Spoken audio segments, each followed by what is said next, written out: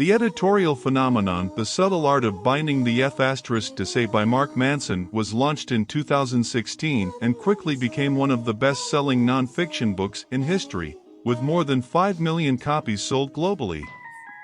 The provocative title hides an extremely insightful work that questions conventional views on a happy and successful life.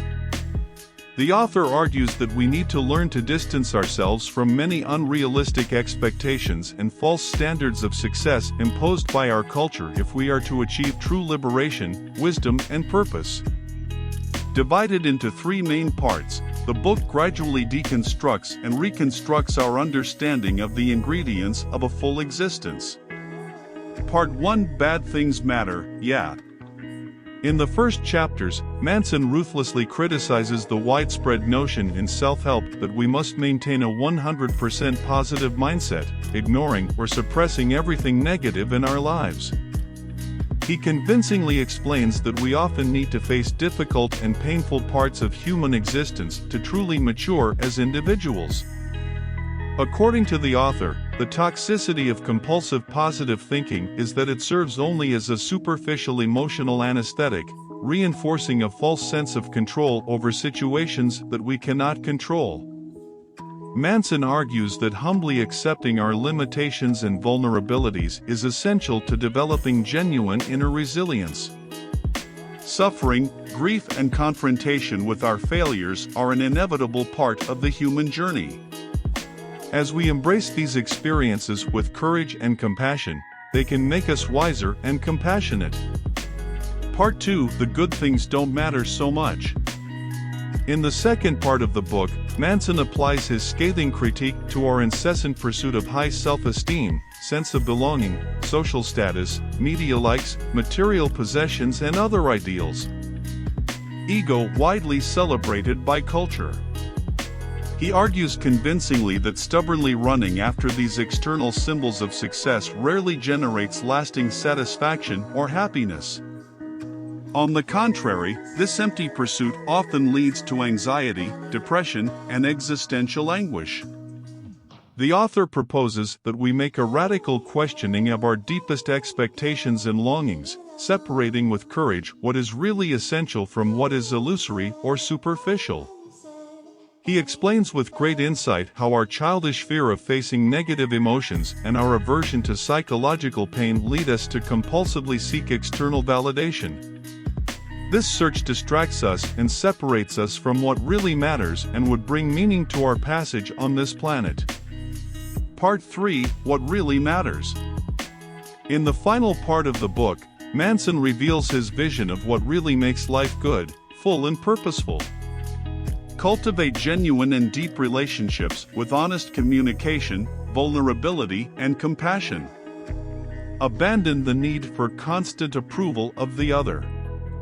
Take sincere responsibility for our actions and their effects on those around us, without victimization or self-pity. Face failures, adversity, and suffering with humility, resilience, and faith in our potential for evolution and maturity. Repeatedly leaving our comfort zone to grow and contribute to the world around us in some relevant way.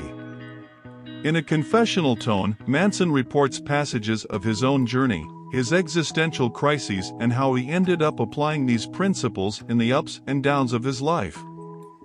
His informal style, brutal honesty, and personal example make these abstract philosophical lessons much more tangible and human. The author persuasively teaches us that we can experience more genuine freedom and joy when we bind f***deity to external judgments, superfluous material goods, and a childish need for constant approval from others. His irreverent approach conveys a singular wisdom about our limited time on this planet. Review. I confess that I bought this skeptical book, thinking it was cheap self-help. However, in the first pages, I was completely involved by the wit and intelligence of Manson's social analysis. The author submits widely accepted views of success, happiness, and wisdom to well-grounded and convincing criticism, without ever belittling our shared humanity. His exceptionally agile writing combines insights from psychology and philosophy with black humor, personal confessions and examples from pop culture to explore deep ideas in an irresistibly digestible way. It's a book that makes you think, question established truths, laugh, and get emotional. Reading helped me face my own struggles with more self-compassion and free myself from unrealistic expectations. I strongly recommend it to those who seek to live more consciously, authentically, and free of social ties that imprison us. Reading helped me to have more self-compassion and focus on what really matters, filtering out unrealistic expectations. I widely recommend this book, so necessary for our time. Have you ever read The Subtle Art of Linking F***DSE? Share in the comments your opinion about the book and how it impacted you. I would love to know if you identified with any passage or lesson. Let's reflect together on how to live more consciously and authentically amid the chaos of the world.